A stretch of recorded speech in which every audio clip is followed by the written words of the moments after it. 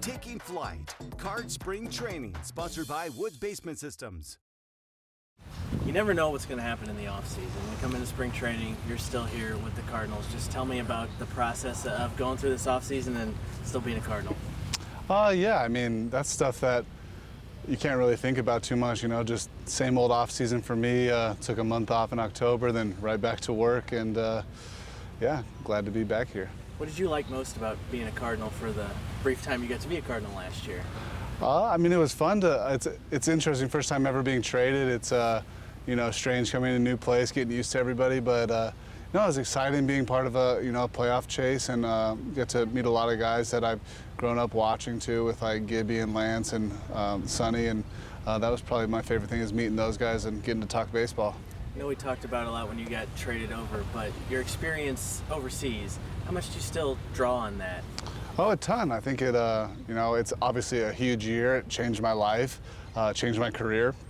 So, you know, like to think about that a lot, but also, you know, worry about the future, because that's what's important. But yeah, one of the best years of baseball in my life. Obviously, the Cardinals, with this transition they're going through, are emphasizing the youth movement a little bit more. The rotation still has a number of veterans like yourself. How do you see this rotation coming together and kind of being a pillar of guys who have gone through it before? Yeah, I think it's important to have, you know, both sides of it, and I guess in my situation, you know, passing down the knowledge that was passed to me, just routines and things, trying to get through, you know, 175 plus inning seasons, and you know, that's what really matters. And you know, it's good have a bond of, you know, like you said, veteran and youth. Why can this team, even though, you know, from the outside not a whole lot of perspective what they think the wins could be, and maybe from the transition people still trying to figure that out, why can this team still win this year?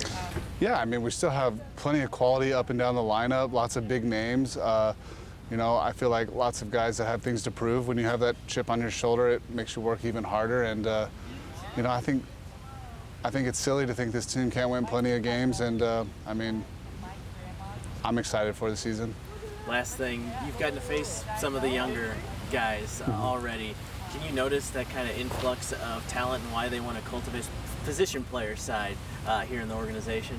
Yeah, of course. I mean, it's always good. It's hard, I guess, in sense knowing when to, you know, I don't know, I'm not a GM, but pushing the youth movement and things like that. But obviously there's plenty of talent. These guys are here for a reason. It's exciting, and you know, hopefully they bring some freshness to the team and a good attitude. Last thing, we got to know you a little bit last year, but St. Louis fans still need to know a little bit about Erick Fedde. What would you tell them about yourself?